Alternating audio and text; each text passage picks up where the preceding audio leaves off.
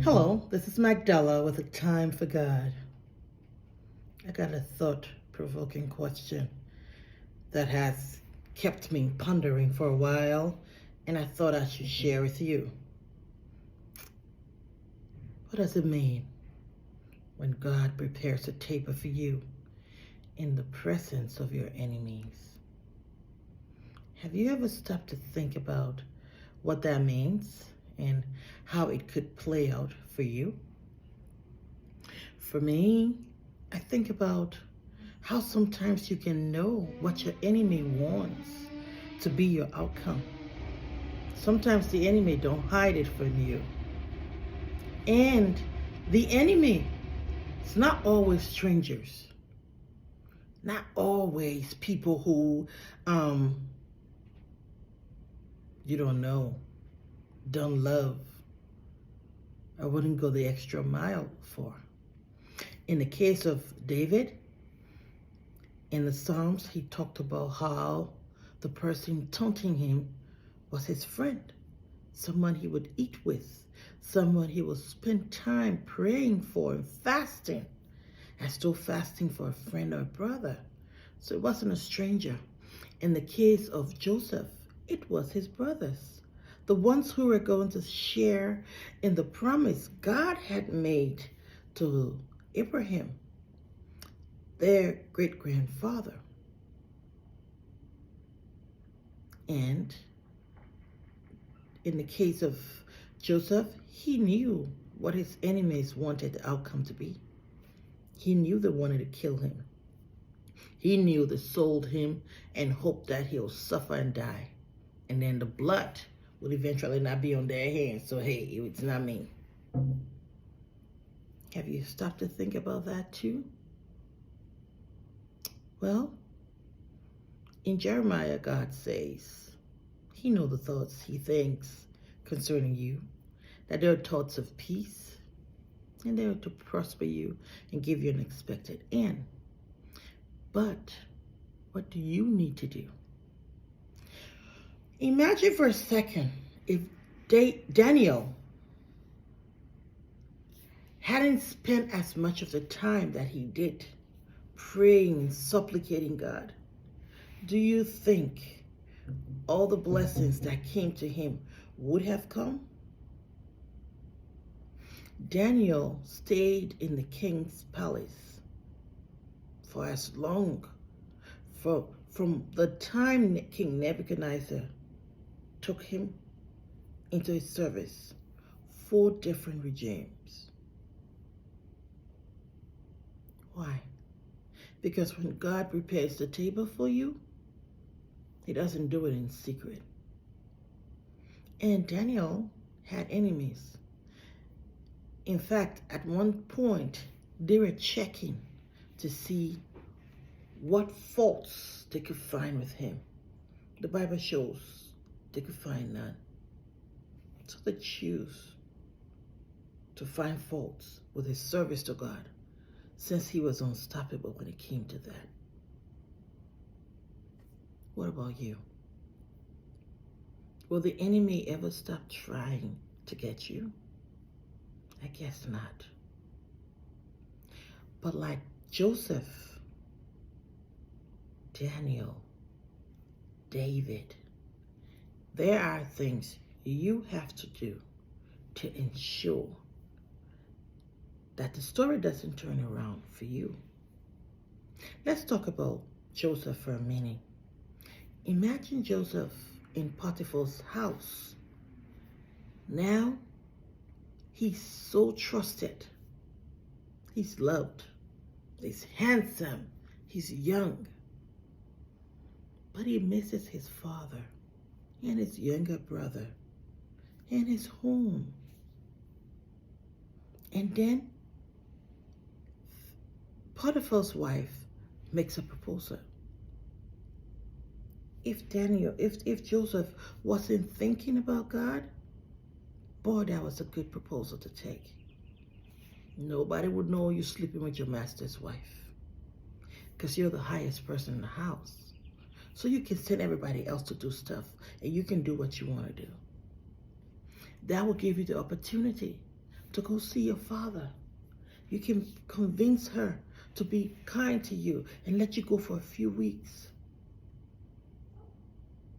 But what would that have meant for the promise that God had in store for Joseph?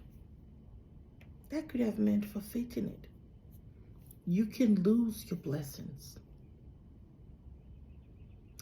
Saul became king, but he was instructed to serve God faithfully and to follow God's instructions.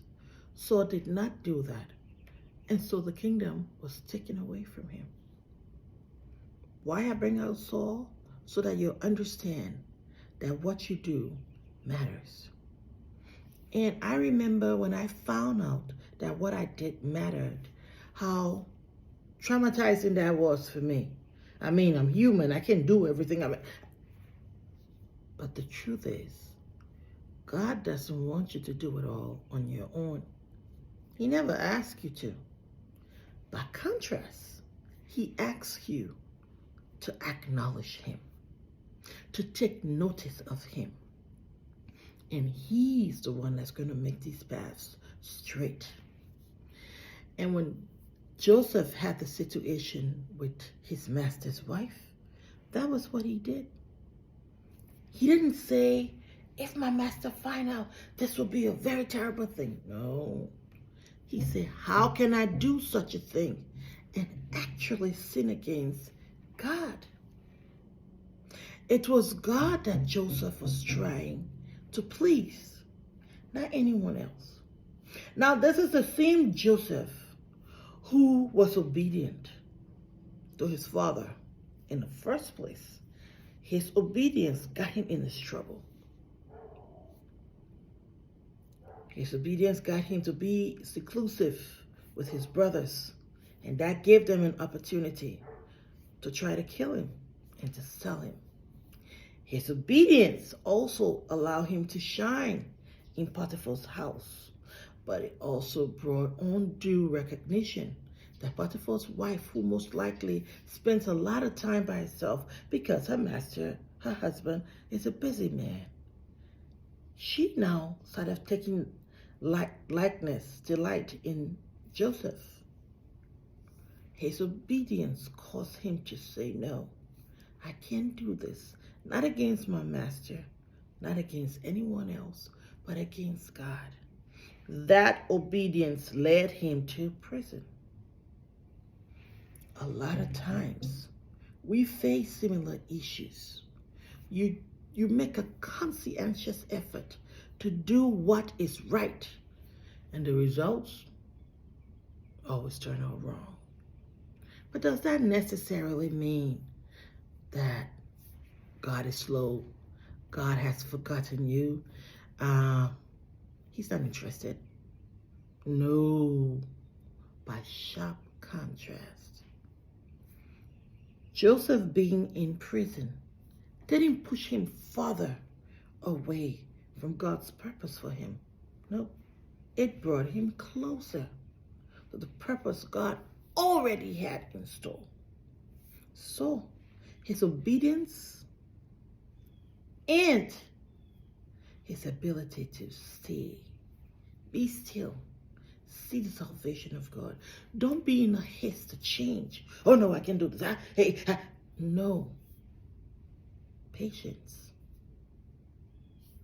With patience and trust in God, it's doable. Don't let the problems appear to be the boundary between you and God, because sometimes those situations are in place, for one, to get you closer to your purpose, two, to train you for your purpose. Remember that Joseph, in all the instances, he always had responsibility of leadership. He was always put in charge. Authority, leadership. Now, those were things Joseph could not have learned in his father's house. No, he couldn't. Why? Because he was child number 11. His father had other women, His brothers were old enough to be his father. So there was nowhere for him to grow in his father's house, to take the lead, to be challenged. Everything that the devil had done to hurt him only worked out for his good. It made him equipped. It made him qualify. It made him competent. It also gave him an opportunity to allow God to do what God had already purposed for him. So yes, God is going to prepare a table for you in the presence of your enemies. The only person that can change that outcome is you. How? By doing the wrong thing. Remember, God told Abraham that he will give the land to his offspring, right? He said they had to do several things. They had to learn about God and follow. All the promises God made, those were things that needed to be done in order for God's promise for your life to be fulfilled. You too must acknowledge God in all your way, and you must be obedient. I hope and pray that this will strengthen you to be more resolved. Don't let the pressure and the temptation push you away. Pressure and temptation don't necessarily mean you don't have God's backing. It just might mean you're going through the process, the refining process. This is Magdala with a time for God. To have you a wonderful rest of the day.